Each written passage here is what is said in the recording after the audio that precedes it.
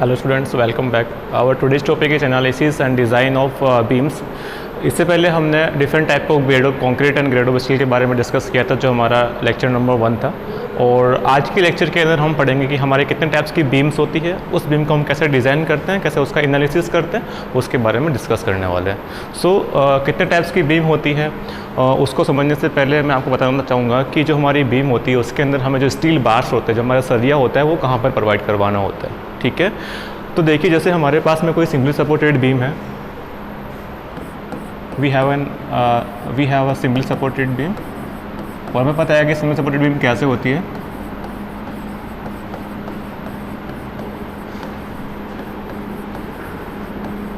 ठीक है, जैसे हमारे पास में एक सिंगल सपोर्टेड बीम है और ये सिंगल सपोर्टेड बीम का लॉन्गिट्यूडनल जो हमारे पास में सेक्शन है, यहाँ पे हमने लगाया इसके यहाँ पे हिंज सपोर्ट और यहाँ पे लगा दिया रोलर सपोर्ट। क्लियर। और जो हमारी ये बीम है इसकी जो लेंथ वो L है, this is the length of the beam.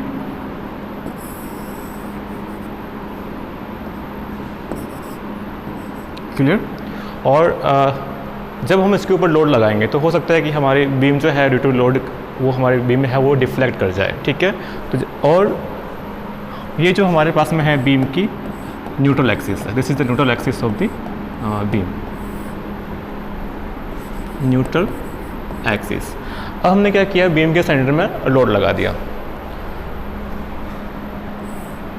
This is the load, down load कर रहा है और इसकी इंटेंसिटी W है।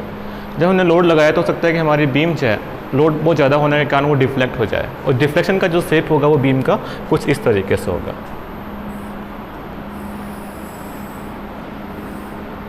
हमारी जो बीम है वो कुछ इस तरीके से ये डिफ्लेक्ट हो जाएगी। क्लियर। और हमारी न्यूट्रल एक्सिस वो अपनी जगह पर ही रहेगी ऐसा। Clear, this is neutral axis. तो देखिए जब हमने लोड लगाया, लोड लगाने के बाद में हमारी जो बीम है वो कुछ इस तरीके से डिफ्लेक्ट हो गई। तो आप देख रहे होंगे कि जो हमारा न्यूट्रल एक्सिस है उससे ऊपर वाला पार्ट क्या हो रहा है, कंप्रेस हो रहा है। ठीक है, तो ये जो ऊपर वाला पार्ट है न्यूट्रल एक्सिस से ऊपर, वो वाला पार्ट क्या हो रहा है, ये वाला जो जोन है वो कंप्रेस हो रहा है, और जो न्यूट्रल एक्सिस से नीचे वाला पार्ट है वो क्या हो रहा है, टेंशन में जा रहा है। ठीक है, वो टेंस हो रहा है। क्लियर। तो अब हमें प्रैक्टिकली समझना है कि हमें जो है स्टील बार्स कहाँ पे प्रोवाइड करवानी होती है, जो हमारी सिंगल सपोर्टेड बीम होती है उसकी बात कर रहे हैं। तो देखिए यहाँ पर आप देखिए, अगर हमने यहाँ पे लोड बहुत ज़्यादा लगा दिया तो हो सकता है कि हमारी बीम जो है वो इस तरीके से क्रैक हो जाए, इसके अंदर क्रैक हो जाए। ठीक है, तो न्यूट्रल एक्सिस से ऊपर वाला पार्ट क्या होगा, कंप्रेशन, नीचे वाला क्या होगा, टेंशन। तो हमें से ध्यान देना है आपको, जो हमारा स्टील होता है वो टेंशन एंड कंप्रेशन दोनों में स्ट्रॉन्ग होता है, जबकि जो हमारा कंक्रीट होता है वो कंप्रेशन के अंदर स्ट्रॉन्ग होता है, जबकि टेंशन के अंदर बहुत ही ज़्यादा वीक होता है।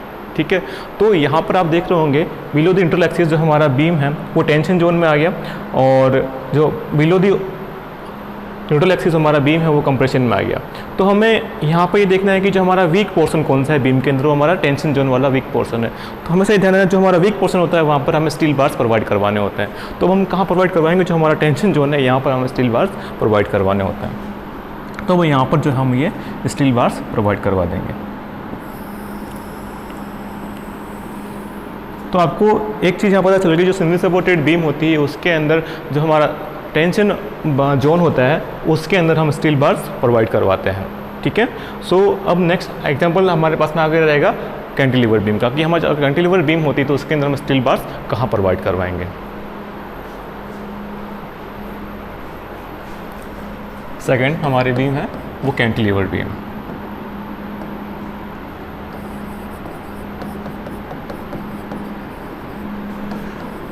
This is cantilever beam. हमें पता है कैंटिलीवर बीम कैसे हो, इसका वन एंड फिक्स होता है, अदर एंड फ्री होता है, और ये हमारा बीम का फिक्स एंड है।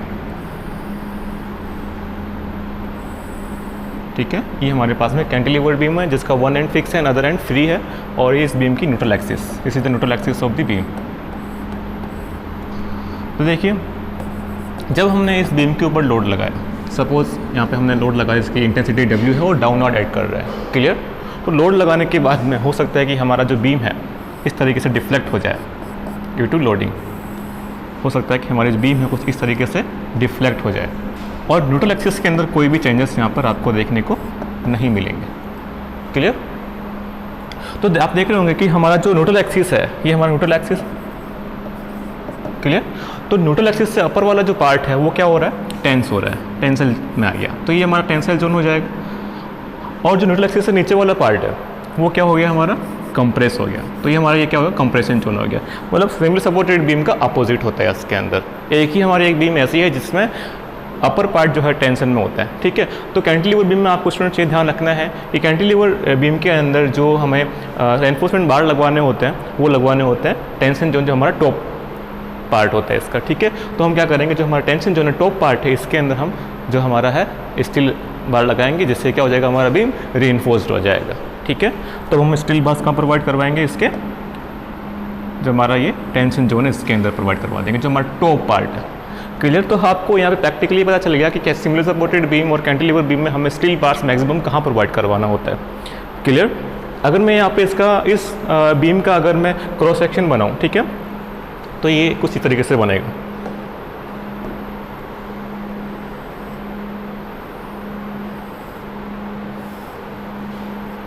क्लियर। ये हमारे पास में इस बीम का कैंटिलीवर बीम का क्रॉस सेक्शन है, और ये जो हमारे पास में है बीम की विड्थ है, इसकी चौड़ाई, ठीक है। और ये हमारे पास में बीम की ओवरऑल डेप्थ है from top fibre to bottom fibre तक, क्लियर, जिसे हम कैपिटल डी से डिनोट करते हैं। और ये इस बीम की neutral axis, this is the neutral axis of the beam. तो हमें पता है कि कैंटिलीवर बीम के अपर पार्ट क्या होता है, टेंशन होता है, और बॉटम पार्ट क्या होता है, कंप्रेशन में होता है। तो यहाँ पर हमारा ये पार्ट क्या हो जाएगा, टेंशन, और ये वाला पार्ट क्या हो जाएगा, कंप्रेशन। तो हमें पता है कि जो टेंशन पार्ट होता है उसके अंदर हमें स्टील बार्स जो हमारा सरिया होता है वो प्रोवाइड करवाना होता है, ठीक है। तो हम क्या करेंगे, इस जगह पर टेंशन जोन के अंदर यहाँ पर हम एज पर रिक्वायर्ड कितना है स्टील बार्स, वो हम यहाँ पर प्रोवाइड करवा देंगे, ठीक है। और आप चाहे तो कंप्रेशन में भी करा सकते हैं, लेकिन टेंशन से थोड़ा कम, ठीक है। तो यहाँ पर हमने 3 करवाएं, तो यहाँ पे हम 2 करवा देते हैं, ये हमने 2 प्रोवाइड करवा दी, क्लियर। तो यहाँ पर हमें प्रैक्टिकली पता चलेगा कैंटिलीवर बीम के ऊपर जो टॉप पार्ट होता है हमारा वो होता है टेंशन में, और बॉटम पार्ट जो होता है बिलो द न्यूट्रल एक्सिस वो होता है कंप्रेशन में, क्लियर। तो हमने क्या किया, टेंशन के अंदर स्टील बार्स प्रोवाइड करवा दिए, 3 करवाए, और हम चाहें तो कंप्रेशन में करा सकते हैं, लेकिन टेंशन से कम करवाएंगे। और इसे बांधने के लिए, ठीक है, हम लगाते हैं स्टीरअप्स, ठीक से। वो स्टीरअप्स कुछ इस तरीके से होंगे,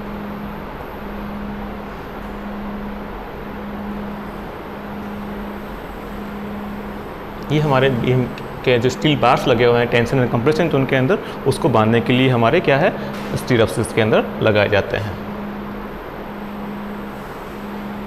ठीक है। ये हमारे स्टीरअप्स है, क्लियर। तो इस तरीके से हमें पता चल गया कि कैंटिलीवर बीम के अंदर हमें सरिया कहाँ लगाना है, स्टील बार कहाँ लगानी है, और जो हमारे सिंगल सपोर्टेड बीम होती है उसके अंदर हम स्टील बार कहाँ लगाएंगे। क्योंकि हमें पता है कि जो हमारा कंक्रीट होता है वो कंप्रेशन में बहुत ही ज़्यादा स्ट्रॉन्ग होता है, जबकि टेंशन में वो वीक होता है, ठीक है। तो टेंशन में वीक होता है, इसीलिए हम क्या करते हैं, टेंशन जोन के अंदर स्टील बार जो हमारा सरिया होता है वो प्रोवाइड करवाना होता है। जबकि हमें पता है कि जो हमारा स्टील होता है वो कंप्रेशन के साथ साथ के अंदर हमारा टेंशन के अंदर भी बहुत वो जो होता है मजबूत होता है। तो हमें ये प्रैक्टिकल पता चल गया। अब हम बात करते हैं कि हमारे सिलेबस के अंदर कितने टाइप्स की बीम है, ठीक है, उसके बारे में डिस्कस करेंगे, और उसके 1 बाय 1 हम उससे एनालिसिस एंड डिज़ाइन के बारे में आगे पढ़ेंगे। So our next topic is types of beam.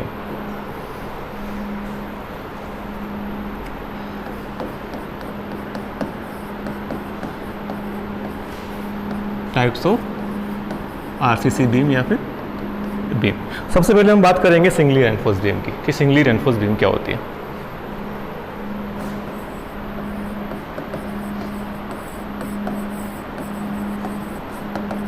Singly reinforced beam,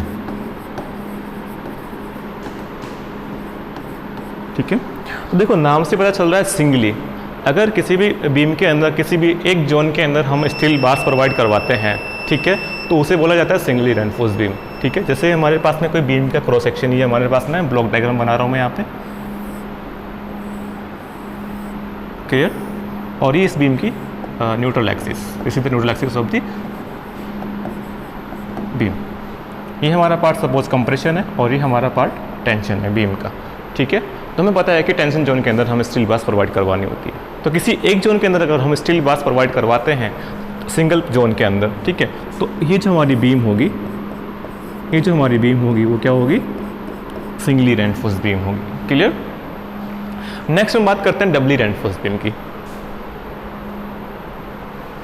second है डबली रेनफोर्स्ड बीम। तो डबली रेनफोर्स्ड बीम आपको नाम से पता चल रहा है कि डबल, कि हम दोनों जोन के अंदर स्टील बार्स प्रोवाइड करवाते हैं तो उसे हम बोलेंगे डबली रेनफोर्स्ड बीम बोलेंगे। जैसे हमारे पास में किसी बीम का ये क्रॉस सेक्शन है, ये हमें यहाँ पे ब्लॉक डायग्राम बना रहा है, क्लियर। और ये इस बीम की न्यूट्रल एक्सिस है, ये वाला पार्ट कंप्रेशन है और ये वाला पार्ट टेंशन है। हमें पता है कि टेंशन जोन के अंदर हमें स्टील बार्स प्रोवाइड करवाना ही होता है, ठीक है।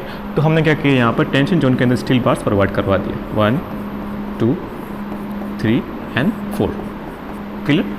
ये तो हमारे टेंशन के अंदर प्रोवाइड करवा, जहाँ पे रिक्वायर्ड था हमने करवा दिया। अगर हम कंप्रेशन के अंदर भी प्रोवाइड करवाते हैं लेकिन टेंशन जोन से थोड़ा कम करवाएंगे, ठीक है। तो हमने यहाँ पर क्या किया, स्टील बार्स प्रोवाइड करवा 1 2 एंड 3, ठीक है। टेंशन में ज़्यादा 4 है तो यहाँ पर कंप्रेशन के अंदर कितने 3 है। तो जब हम दोनों जोन के अंदर, दोनों जोन्स के अंदर अगर हम स्टील बार्स प्रोवाइड करवा दें तो हमारा ये हो जाएगा doubly reinforced beam, clear. I hope आपको समझ में आ चुका होगा। और इन बार्स को बांधने के लिए हम क्या करते हैं, यहाँ पर स्टीरअप्स लगाते हैं, ठीक है। ये हमने क्या किया, स्टीरअप्स लगा दिया, ठीक है, क्लियर। नेक्स्ट हम बात करते हैं कि टी बीम, कि हमारी टी बीम कैसी होती है। Third is T beam. तो देखिए, जैसे किसी रूम के अंदर या किसी हॉल के अंदर आपने देखा होगा कि हमारी बीम होती है रूम के अंदर थोड़ी बाहर निकली होती है। जैसे हमारे पास में किसी रूम का ये हमारे पास में स्लेब है, छत है, ठीक है। ये हमारे पास में किसी रूम का छत है। तो आपने देखा होगा छत के साथ साथ में, ठीक है, जैसे हमें ये छत है और छत के नीचे आपने देखा होगा रूम के अंदर कि हमारी जो कुछ बीम्स होती है वो किस तरीके से थोड़ी बाहर निकली हुई होती है, ऐसे ऐसे कुछ इस तरीके से थोड़ी बीम जो होती है बाहर निकली होती है। तो आप यहाँ देख रहे होंगे कि अगर मैं किसी एक पॉइंट को कंसिडर करूँ, किसी इस सेक्शन को कंसिडर करूँ, तो आप देख रहे होंगे यहाँ पर एक टी शेप बन रहा है, ठीक है। तो इसे हम डिज़ाइन करेंगे और इसे हम एनालिसिस करेंगे इसका।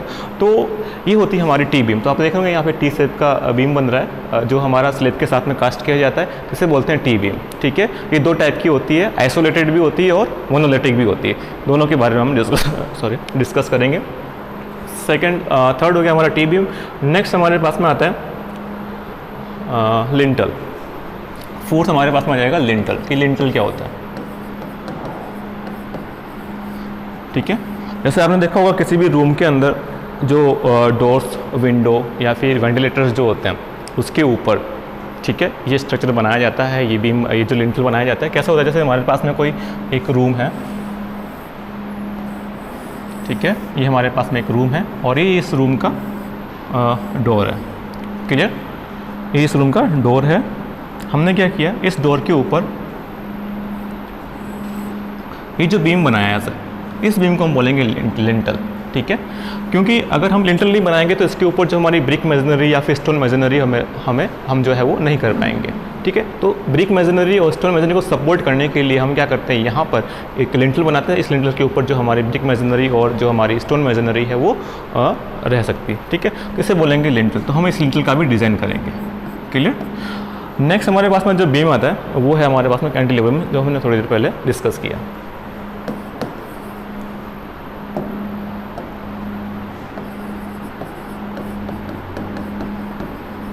कैंटिलीवर बीम,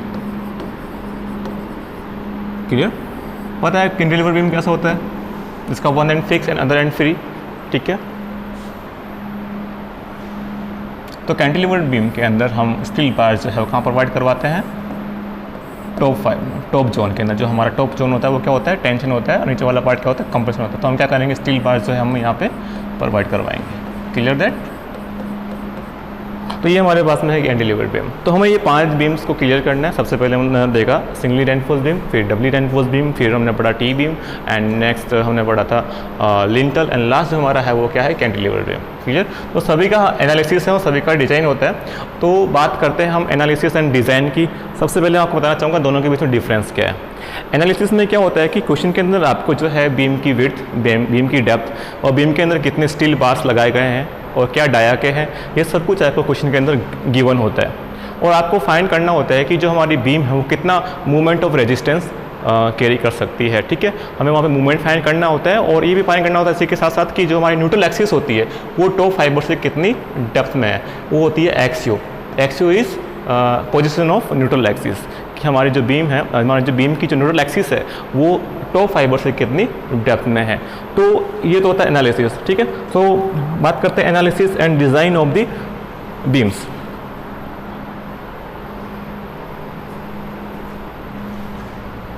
और new topic is analysis and design of the beams. सबसे पहले हम पढ़ेंगे एनालिसिस, फिर पढ़ेंगे डिज़ाइन, लेकिन दोनों में डिफरेंस क्या है उसको हम पहले समझते हैं।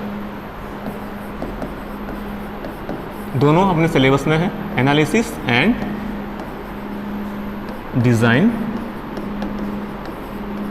Of beams. जो हमने थोड़ी देर पहले बीम्स के बारे में डिस्कस किया था 5 टाइप्स की, वो सारी की सारी हम सभी का एनालिसिस करेंगे और डिज़ाइन करेंगे। सबसे पहले बात करता हूँ कि एनालिसिस क्या होता है। तो एनालिसिस के अंदर ये होता है स्टूडेंट्स, क्वेश्चन के अंदर आपको बीम की विड्थ दे रखी होगी, ठीक है, बीम की ओवरऑल डेप्थ दे रखी होगी, बीम के अंदर कितने mm का रेनफोर्समेंट जो हमारा स्टील बार से प्रोवाइड करवाया गया है उसका डाया आपको दे रखा होगा, और वहाँ पर इसी के साथ में आपको जो है वो नंबर्स ऑफ बार जो कितनी प्रोवाइड करवानी है वो भी आपको यहाँ पर दे रखी होती है, ठीक है। तो ये चीज़ें आपको क्वेश्चन के अंदर गिवन होती है, और फाइंड क्या करना होता है वहाँ पर, तो आपको वहाँ पर position of the neutral axis जो है हमें वहाँ पर फाइंड करनी होती है, ठीक है। वो हमें गिवन नहीं होती है, ये हमें वहाँ पे फाइंड करनी होती है। इसी के साथ में हमारा जो बीम है उसका अल्टीमेट मूवमेंट क्या होगा, वो कितना अल्टीमेट मूवमेंट कैरी कर सकती है, मूवमेंट ऑफ रेजिस्टेंस भी उसको बोलते हैं, ठीक है। तो हमें जो है मूवमेंट अल्टीमेट हमें mu की वैल्यू फाइंड करनी होती है, ये हमें क्वेश्चन में एनालिसिस के अंदर देनी रखी होती है, हमें वहाँ पर ये फाइंड करनी होती है, ठीक है। तो हम ये कह सकते हैं कि अगर यहाँ पर इस बीम की वेट, बीम की ओवरऑल डेप्थ, उसका जो हमने स्टील बास लगाया है उसका डाया और कितनी हमने स्टील बास लगानी है वो उसके नंबर्स, ठीक है, ये क्वेश्चन के अंदर दे रखे होते हैं, तो उसमें हम बोलेंगे एनालिसिस, ठीक है। और वो कितना मूवमेंट कैरी कर सकता है तो वो हमें आ जाएगा यहाँ पर एनालिसिस के अंदर। अब बात करते हैं डिज़ाइन की। तो डिज़ाइन में क्या होता है स्टूडेंट्स कि क्वेश्चन के अंदर बीम की विड्थ, बीम की डेप्थ ये कुछ नहीं दे रखा होता, ठीक है। बीम के अंदर जो स्टील बास प्रोवाइड करवाना उसका डाया भी नहीं दे रखा होता, कितनी स्टील बास प्रोवाइड करवानी है ये भी नहीं दे रखा होता है, ठीक है। तो हमें क्वेश्चन के अंदर लोड दे रखा होता है कि इस बीम के ऊपर कितना लोड लग रहा है, तो उस लोड को कैरी करने के लिए, ठीक है, उस लोड को कैरी करने के लिए हमें बीम की जो विड्थ है क्या रखनी है, बीम की डेप्थ क्या रखनी है, उसके अंदर कितने नंबर्स ऑफ बार्स प्रोवाइड करवाने हैं और उस बार्स का डाया क्या रखना है, ये सब कुछ हमें वहाँ पर डिज़ाइन करना होता है। तो ये डिफरेंस है एनालिसिस एंड डिज़ाइन के बीच में, ठीक है। तो मैंने ये बता दिया कि एनालिसिस के अंदर क्या होगा। तो देखिए यहाँ पर जो हमारे बीम के अंदर जो हम सरिया लगा रहे हैं, स्टील बार्स लगा रहे हैं, उसका हमें डाया नहीं दे रखा होता है, डाया दे रखा होता है और हमें वहाँ पर नंबर्स ऑफ बार दे रखे हो। तो हम यहाँ से डायरेक्टली जो हमारा स्टील जो है एरिया ऑफ स्टील है ना, कैसे फाइंड करेंगे, वो इस फॉर्मूले से हम फाइंड कर लेंगे। वो होता है फॉर्मूला, जैसे हमने बीम के अंदर जो सरिया लगा रखा हो हमारा क्या होता है, सर्कुलर होता है, ठीक है। तो इसका फॉर्मूला क्या बन जाएगा, π/4 इंटू इसका डाया का स्क्वायर, वो कितने नंबर्स ऑफ बार है उसको हम मल्टीप्लाई कर देंगे, तो जितने भी नंबर्स ऑफ बार हमने बीम के अंदर प्रोवाइड करवा रखे हैं उस सब का जो हमारा स्टील का एरिया है वो हमें इस फॉर्मूले से मिल जाएगा, which is n into π/4 into phi square, ठीक है। फाई क्या है, डाया ऑफ बार, n क्या है, नंबर्स ऑफ बार। इस फॉर्मूले से हमें कितने स्टील बार्स बीम के अंदर प्रोवाइड करवा रखे हैं उन सब का डाया हमें वहाँ पर मिल जाएगा। सो अब बात करते हैं डिज़ाइन की। तो डिज़ाइन के अंदर स्टूडेंट्स क्या होता है कि हमें इस बीम के ऊपर कितना लोड लग रहा है, ठीक है, लाइव लोड, डेड लोड, और बीम का सेल्फ वेट भी होगा, ये क्वेश्चन के अंदर हमें दे रखा होता है, ठीक है। और इतना लोड अगर बीम कैरी कर रही है, ठीक है, तो हमें बीम का साइज क्या रखना है, ठीक है, हमें डिज़ाइन करना होता है कि हमें वहाँ पर अगर बीम इतना लोड कैरी करना चाह रही है, मतलब इतना लोड बीम के ऊपर लगाना है, तो हमें बीम की जो विड्थ है क्या रखनी है, बीम की ओवरऑल डेप्थ क्या रखनी है, इसी के साथ हमें बीम के अंदर कौन सा स्टील लगाना है, मतलब क्या जो स्टील का डाया है वो कितना होना चाहिए और कितने नंबर्स ऑफ बार प्रोवाइड करवाना है, ये सब कुछ हमें वहाँ पर डिज़ाइन करना होता है, सब कुछ हमें वहाँ पर फाइंड करना होता है। और क्वेश्चन के अंदर हमें ऑलरेडी वहाँ पर लोड दे रखे होते हैं, ठीक है। तो ये डिफरेंस है बिटवीन एनालिसिस एंड डिज़ाइन के बीच में। तो क्वेश्चन के अंदर हमें लोड्स दे रखे होंगे, डेड लोड, लाइव लोड, ठीक है, ये दे रखे होंगे, ठीक है। और उस लोड के अकॉर्डिंग हमें, और बीम की जो लेंथ है ये भी हमें वहाँ पर दे रखी होगी कि बीम की लेंथ क्या है, ठीक है। इसी के साथ हाँ ये चीज़ दे रखी होगी, और वहाँ से हमें जो है वो बीम की विड्थ जो है वो क्या रखनी है, नहीं हमें फाइंड करनी होगी, ठीक है। हमें बीम की ओवरऑल डेप्थ क्या रखनी है, हमें फाइंड करनी होगी, ठीक है। और कितने नंबर्स ऑफ बार प्रोवाइड करवानी है हमें फाइंड करना होगा, और कौन सा डाया हमें प्रोवाइड करवाना है ये भी हमें वहाँ पर जो है वो फाइंड करना होता है। लेकिन इसमें आपको ध्यान देना है कि दोनों केसेस के अंदर, एनालिसिस एंड डिज़ाइन के केसेस के अंदर हमने कौन सा ग्रेड ऑफ कंक्रीट यूज़ करना है और कौन सा ग्रेड ऑफ स्टील यूज़ करना है, ये हमें यहाँ पर क्वेश्चन के अंदर दे रखे होते हैं। क्लियर? सो स्टार्ट करते हैं सबसे पहले analysis of the singly reinforce beam. जो हमारा सिंगली रेनफोर्स बीम होता है जिसके अंदर हम ओनली एक ही जोन के अंदर जो हमारे स्टील बार्स प्रोवाइड करवाते हैं, उसकी हम डिज़ाइन कैसे करेंगे। So our next topic is next and first topic is analysis of singly reinforced beam. Analysis of singly reinforced beam.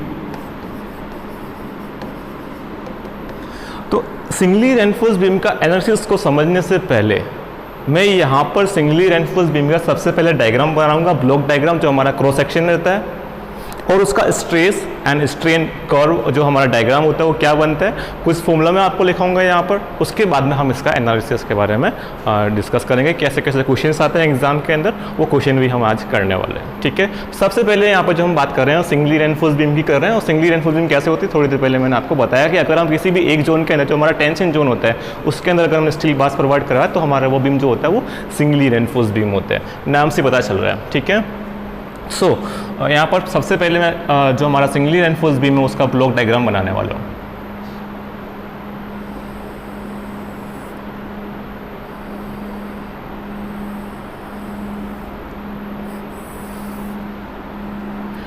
ये हमारे पास में बीम का जो है क्रॉस सेक्शन है, cross section of the beam या फिर ब्लॉक डायग्राम हम इसको बोल सकते हैं।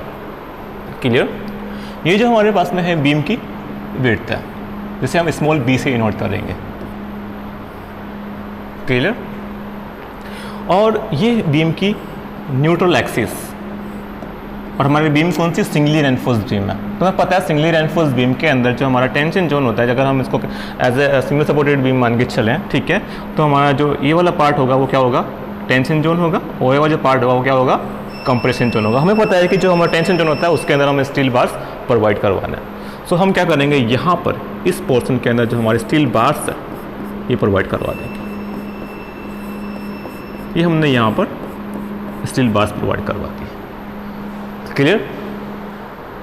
अब जो है ये हमारे पास में जो हमारे बीम है इसके अंदर हमने क्या किया, ये स्टील बार्स प्रोवाइड करवा दिए। कितने बार्स इसके अंदर, 4 है। n = 4, n इसका 5 डिपेंड करता है कि हम जो है 5 कितना भी रख सकते हैं। अभी तो मैं एनालिसिस कर रहे हैं, ठीक है। तो अब जो हमारे पास में ये जो डेप्थ होगी, जो हमारी बीम की जो टॉप फाइबर है, ठीक है, टॉप फाइबर से लेके जो हमारा स्टील बार्स लगा है, इस स्टील बार के सेंटर तक ये जो हमारी डेप्थ होती है इसे हम बोलते हैं effective depth of the beam, ठीक है, जिसे हम स्मॉल d से इनोट करेंगे, स्मॉल d से इसे हम डिनोट करेंगे। और जो हमारा स्टील बार्स लगा है इसके सेंटर से लेके जिसका बॉटम फाइबर है बीम का, यहाँ तक की जो डेप्थ होती है वो होती है, ये जो डेप्थ होगी हमारे पास में, इस डेप्थ को हम बोलेंगे इफेक्टिव कवर, जिसे हम d' से डिनोट करते हैं, जिसे हम d' से डिनोट करेंगे। और बीम के टॉप फाइबर से लेके जो हमारा स्टील बार्स लगा उसके सेंटर तक की डेप्थ उसे हम इफेक्टिव डेप्थ बोलेंगे, उसे स्मॉल d से डिनोट करते हैं। और जो हमारा नीचे वाला जो पोर्शन है टेंसाइल, उसके अंदर जो स्टील बार्स प्रोवाइड करवा रही है उसके सेंटर से लेके नीचे वाले फाइबर तक, ठीक है, बॉटम फाइबर तक की जो डेप्थ होती है उसे हम बोलेंगे हमारा इफेक्टिव कवर, जिसे हम d' से डिनोट करते हैं। तो ये तो सेंटर तक हो गया। तो जो हमने स्टील बार्स प्रोवाइड कर रखी है, इस स्टील बार के एज से लेकर, ये जो हमारा एज है, इस एज से लेकर जो हमारा बॉटम फाइबर यहाँ तक की डिस्टेंस जो होती है इसे हम बोलते हैं d', इसे हम बोलेंगे नॉमिनल कवर, ठीक है। तो यहाँ पर स्मॉल d क्या होता है, इफेक्टिव कवर, इफेक्टिव डेप्थ, और जो हमारा d' होता है वो होता है इफेक्टिव कवर, और जो हमारा d" होता है वो क्या होता है, नॉमिनल कवर, ठीक है। तो हमें यहाँ पर एक बात का ध्यान देना कि जो हमारा नॉमिनल कवर होगा वो ऑलवेज लेस देन होगा किससे, इफेक्टिव कवर से। सो यहाँ पे प्रैक्टिकली हमें इस डायग्राम के अकॉर्डिंग पता चल रहा है कि हमारा जो d' की जो वैल्यू होगी ऑलवेज लेस देन होगी डी डैश से। क्लियर? तो ये हमें यहाँ पर पता चलेगा। और ये एग्ज़ाम, ये जो हमारा क्वेश्चन है ये गेट के एग्ज़ाम के अंदर आ चुका है। ठीक है, सो हमें ध्यान देना है कि जो हमारा जो नॉमिनल कवर होता है, ठीक है, जिसको हम डी डबल डैश से डिनोट करते हैं, वो हमेशा लेस देन होगा किससे लेस देन होगा? हमारा वो इफेक्टिव कवर जो हमारा डी डैश है उससे कम होता है। ठीक है, सो हम आगे बढ़ते हैं।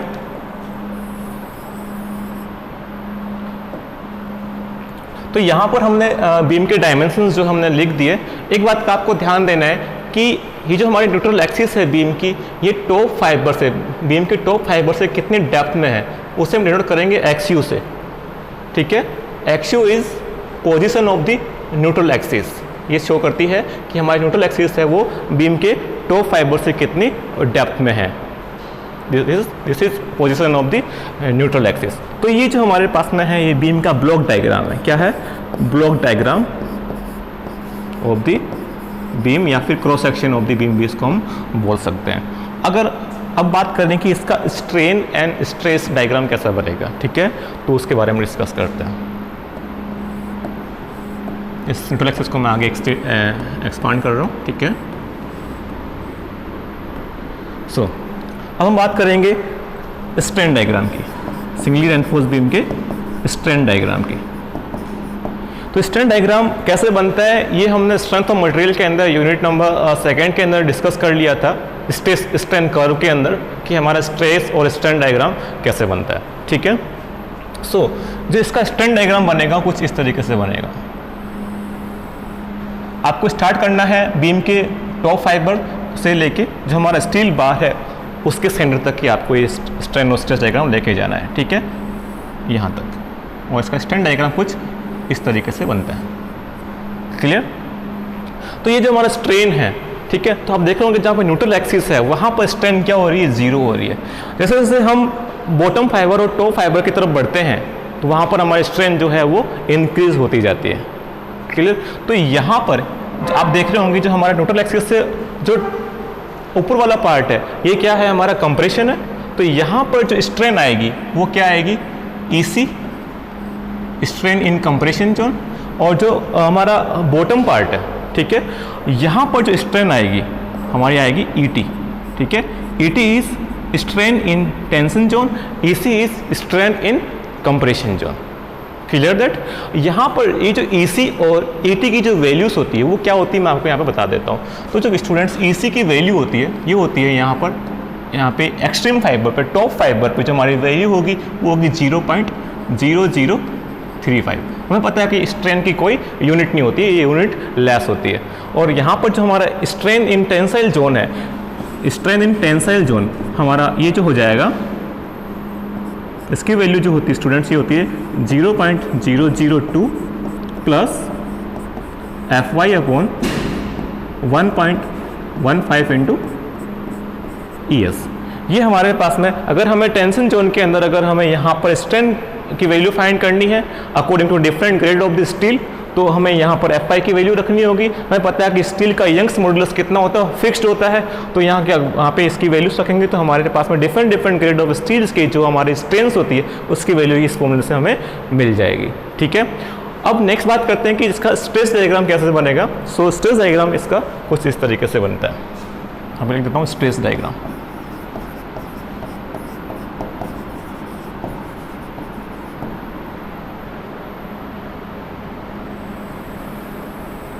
एक बात का आपको यहाँ पे ध्यान देना है कि जो हमारा स्ट्रेस एंड स्ट्रेन डायग्राम है यहाँ तक की जाएगा जहाँ तक हमारा जो हमारा स्टील बार्स लगा है उसके सेंटर तक की। देखिए मैंने यहाँ पर इसके बॉटम फाइबर तक मैं इस डायग्राम को नहीं लेके गया हूँ, इसका जो डायग्राम है मैंने यहाँ पर इसके सेंटर तक ही लिया, स्टील बार के सेंटर तक ही लिया। तो स्ट्रेस डायग्राम भी इसके स्टील बार के सेंटर तक ही लेना है।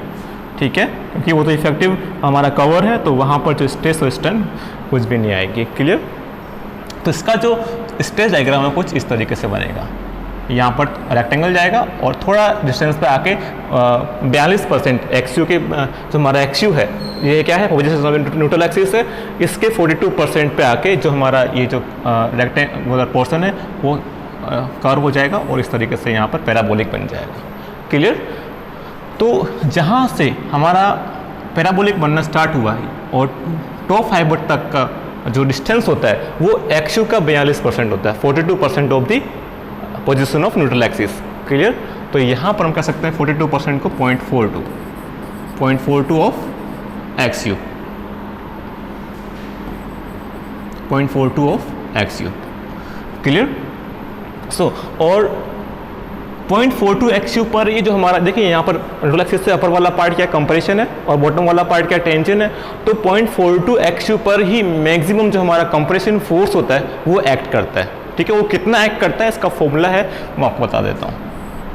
उस फॉर्मूले से हम सिंगली रेनफोर्स्ड बीम का जो कंप्रेशन फोर्स है उसकी वैल्यू फाइंड कर सकते हैं। तो हमेशा आपको ध्यान देना जो कंप्रेसिव फोर्स है C है ना, वो लगता है 0.42 एक्स यू पे। वो कितना लगता है, इसकी जो वैल्यू होती है वो होती है 0.36 एफसी के एक्स यू इंटू बी।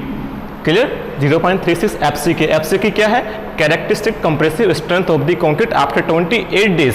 जब हम क्यूब को टेस्ट करते हैं कंप्रेशन टेस्टिंग मशीन के अंदर, जो हमें 28 डेज पे जो हमें स्ट्रेंथ मिलती है कैरेक्टरिस्टिक कंप्रेसिव स्ट्रेंथ, वो एफसी के होता है। और एक्चुअल क्या है, position of the neutral axis, और यहाँ पे बी क्या है, विड्थ ऑफ द बीम। तो इस फॉर्मूले से हम कंप्रेसिव जो फोर्स है इस फॉर्मूले से हम निकाल सकते हैं। ठीक है? और यहाँ पर जो हमारा टेंशन जोन है बिलो द न्यूट्रल एक्सिस, यहाँ पर एक टेंशन फोर्स एक्ट करेगा, यहाँ पर एक टेंशन फोर्स एक्ट करेगा जिसे हम डिनोट करेंगे T. T is tension force, C is compression force.